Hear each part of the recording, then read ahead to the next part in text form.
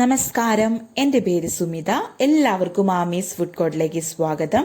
അപ്പം ഇന്ന് ഞാൻ ഓണം സ്പെഷ്യലായിട്ട് നമ്മുടെ കൂട്ടുകറിയാണ് ഉണ്ടാക്കുന്നത്. കായയും ചേനയും അതേപോലെ കടലയും വെച്ചിട്ടാണ് ഈ കൂട്ടുകറി റെഡിയാക്കുന്നത്. വളരെ ഈസി ആയിട്ട് ഉണ്ടാക്കാൻ പറ്റുന്ന ഒരു കൂട്ടുകറിയുടെ റെസിപ്പിയും കൂടിയാണ്. അപ്പം അതെങ്ങനെയാണ് ഉണ്ടാക്കുന്നതെന്നും കൂടി നമുക്ക് നോക്കിയാലോ. അപ്പോൾ നമ്മുടെ സ്പെഷ്യൽ കൂട്ടുകറി ഉണ്ടാക്കാൻ തുടങ്ങാം. നമ്മൾ കടലയും ചേനയും അതേപോലെ തന്നെ കായം വെച്ചിട്ടാണ് ഈ കൂട്ടുകറി റെഡിയാക്കുന്നത്.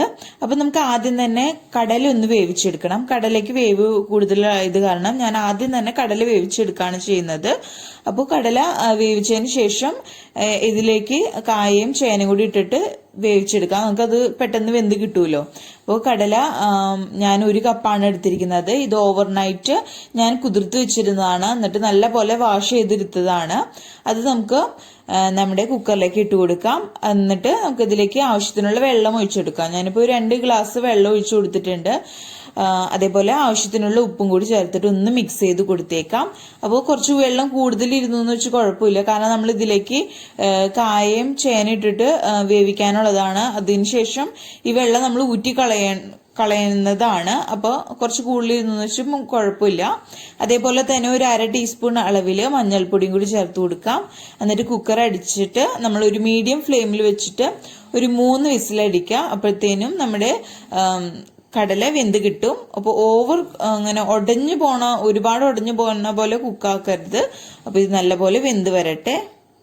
അപ്പോൾ ഞാൻ 3 വിസിൽ വന്നതിന് ശേഷം കുക്കർ നിർത്തിയിട്ടേക്കായിരുന്നു. അതിന്റെ ഫുൾ പ്രഷർ പോയതിന് ശേഷം തുറന്നതാണ് കേട്ടോ. കണ്ടില്ലേ, ഇപ്പം നമ്മുടെ കടല നല്ല പോലെ വെന്ത് വന്നിട്ടുണ്ട്. നമ്മളിങ്ങനെ പ്രസ് ചെയ്ത് നോക്കുമ്പോൾ ആവശ്യത്തിനുള്ള വേവായി വന്നിട്ടുണ്ട്. അപ്പൊ ഇത്രയും മതി. ഇനി ഇതിലേക്ക് നമുക്ക് കായയും ചേനയും ചേർത്ത് കൊടുക്കാം. അപ്പൊ ഞാൻ ചെറിയ ക്യൂബ്സ് ആയിട്ടാണ് അരിഞ്ഞെടുത്തിരിക്കുന്നത്, ചേനയും അതേപോലെ തന്നെ കായയും. അപ്പോൾ ഞാൻ ഓരോ കപ്പ് വീതമാണ് എടുത്തിരിക്കുന്നത്. 1 കപ്പ് ചേനയും അതേപോലെ തന്നെ 1 കപ്പ് കായയും. ഏകദേശം 2 കായാണ്, നമ്മുടെ ഏത്തക്കായാണ് എടുത്തിരിക്കുന്നത്. അതും ഇതിലേക്ക് ചേർത്ത് കൊടുക്കാം. അപ്പൊ ഇത് രണ്ടും ചെറിയൊരു കനത്തിൽ തന്നെ നമ്മുടെ കടലയുടെ ഒക്കെ ആ ഒരു സൈസിൽ തന്നെ നമ്മൾ ചെറുതായിട്ട് ഇത് കട്ട് ചെയ്ത് എടുത്തിരിക്കുന്നതാണ്. ഇനി കുക്കറിൽ ഇട്ടിട്ട് നമ്മളിത് നല്ലപോലെ വേവിച്ചെടുക്കുകയാണ് ചെയ്യേണ്ടത്. അപ്പോൾ ആവശ്യത്തിന് വെള്ളം കുറവ് തോന്നുകയാണെങ്കിൽ നമുക്ക് ഈ സമയം ചേർത്ത് കൊടുക്കാം. അതേപോലെ തന്നെ നമ്മൾ ഈ വെള്ളം ഊറ്റിക്കളയാനുള്ളതാണ്. അപ്പം അതിനനുസരിച്ച് നോക്കിയിട്ട് ചേർക്കാം.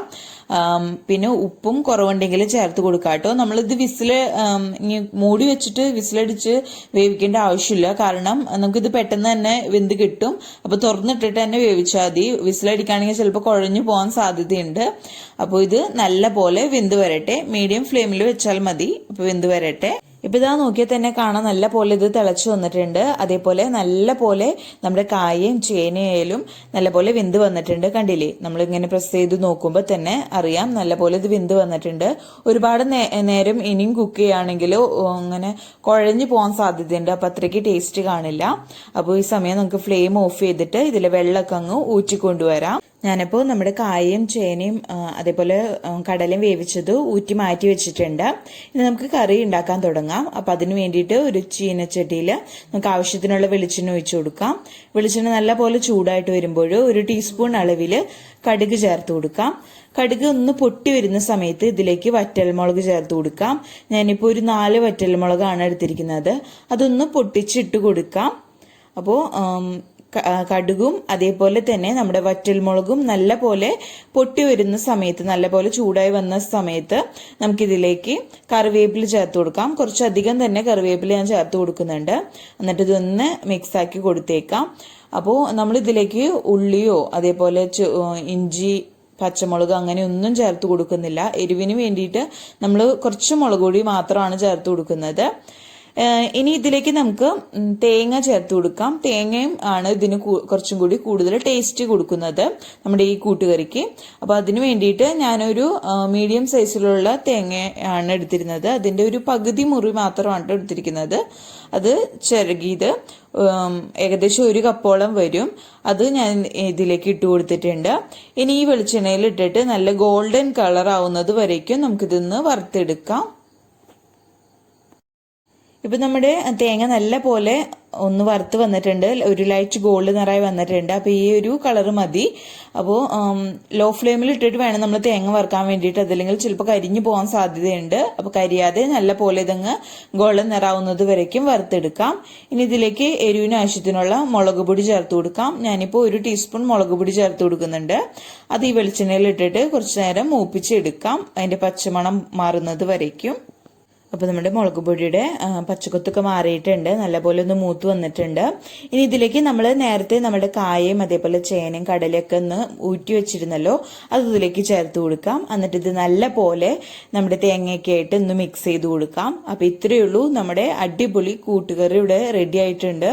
നിങ്ങൾക്ക് ഇങ്ങനെ കുഴഞ്ഞ ഒരു പരുവത്തിലാണ് വേണ്ടതെങ്കിൽ കുറച്ച് വെള്ളം തെളിച്ച് കൊടുത്തിട്ട് അതൊന്ന് കുഴച്ചെടുക്കണമെങ്കിൽ അങ്ങനെ ആവാം. പക്ഷെ ഇങ്ങനെ കുറച്ചും കൂടി ഇത്രയും ഒരു ഡ്രൈനെസ്സിൽ ഇരിക്കുന്നതായിരിക്കും കുറച്ചും കൂടി ടേസ്റ്റ്. അപ്പോൾ ഇത് നല്ല പോലെ മിക്സ് ചെയ്ത് കൊടുക്കാം. അതേപോലെ തന്നെ നിങ്ങൾ ഉപ്പൊന്ന് നോക്കാം, കുറവുണ്ടെങ്കിൽ ഈ സമയം ചേർത്ത് കൊടുക്കാം കേട്ടോ. വളരെ ഈസി ആയിട്ട് റെഡിയാക്കാൻ പറ്റുന്ന ഒരു കൂട്ടുകറിയുടെ റെസിപ്പിയും കൂടിയാണിത്. വേറെ പണിയൊന്നുമില്ല, എളുപ്പത്തിൽ റെഡിയാക്കി എടുക്കാൻ പറ്റുന്ന ഒരു കറിയാണ്. അപ്പോൾ ഇത് നല്ല പോലെ മിക്സ് ചെയ്ത് കൊടുക്കാം. അപ്പോൾ ഞാൻ കൂട്ടുകറി നല്ല പോലെ മിക്സ് ചെയ്തെടുത്തിട്ടുണ്ട്. കണ്ടില്ലേ, അടിപൊളിയായിട്ട് നമ്മുടെ കറി റെഡി ആയിട്ടുണ്ട്. അപ്പോൾ ഇനി ഈ സമയം നമുക്ക് ഫ്ലെയിം ഓഫ് ചെയ്യാം. അപ്പോൾ എല്ലാവർക്കും വീഡിയോ ഇഷ്ടപ്പെട്ടെന്ന് വിചാരിക്കുന്നു. വീഡിയോ ഇഷ്ടപ്പെട്ടാൽ ലൈക്ക് ചെയ്യുക. അതേപോലെ തന്നെ ഈ ഓണത്തിന് നിങ്ങൾ ഇതൊന്ന് ട്രൈ ചെയ്ത് നോക്കണം. എന്നിട്ട് അഭിപ്രായമൊക്കെ താഴെ കമന്റ് ബോക്സിൽ അറിയിക്കാനും മറക്കരുത്. അപ്പോൾ ഞാൻ കുറച്ച് കറിവേപ്പിലയും കൂടി അവസാനം ചേർത്ത് കൊടുക്കുന്നുണ്ട്. നിങ്ങൾക്ക് വേണമെങ്കിൽ പച്ച വെളിച്ചെണ്ണയും ഒഴിച്ചു കൊടുക്കാം കേട്ടോ. അപ്പോൾ ഒരു നല്ലൊരു ഫ്ലേവർ ആയിരിക്കും. അപ്പോൾ നമ്മൾ അവസാനം വെളിച്ചെണ്ണയും അതേപോലെ തന്നെ കറിവേപ്പിലയും ചേർത്ത് കൊടുക്കുമ്പോൾ അതിന്റെ സ്മെല്ല് നല്ല പോലെ നമ്മുടെ കറിക്ക് ഉണ്ടാവും. അപ്പോൾ കഴിക്കാനായാലും അതേപോലെ തന്നെ ആ സ്മെൽ വൈസ് ആയാലും നല്ലൊരു ടേസ്റ്റ് ആയിരിക്കും നമ്മുടെ കറിക്ക്. അപ്പോൾ ഇത്രയേ ഉള്ളൂ, വളരെ ഈസിയാണ്, അധികം പണിയൊന്നും ഇല്ലാണ്ട് തന്നെ നമുക്ക് ഉണ്ടാക്കിയെടുക്കാൻ പറ്റുന്ന ഒരു കൂട്ടുകറിയുടെ റെസിപ്പിയും കൂടിയാണ്. അപ്പോൾ നമ്മൾ സദ്യക്കൊക്കെ പോകുമ്പോൾ കിട്ടുന്ന അതേ ഒരു ടേസ്റ്റിൽ തന്നെയാണ് കേട്ടോ ഈ കറിയും റെഡിയാക്കിയിരിക്കുന്നത്. അപ്പോൾ എല്ലാവർക്കും ഈ വീഡിയോ ഇഷ്ടപ്പെട്ടെന്ന് വിചാരിക്കുന്നു. വീഡിയോ ഇഷ്ടപ്പെട്ടാൽ ലൈക്ക് ചെയ്യുക, ഷെയർ ചെയ്യുക. അതേപോലെ തന്നെ ആദ്യമായിട്ട് വീഡിയോ കാണുന്നവർ ആരെങ്കിലും ഉണ്ടെങ്കിൽ ചാനൽ സബ്സ്ക്രൈബ് ചെയ്യാനും മറക്കരുത്. അപ്പോൾ അടുത്ത അടിപൊളി വീഡിയോ ആയിട്ട് വരുന്നത് വരയ്ക്കും ബൈ, താങ്ക് യു.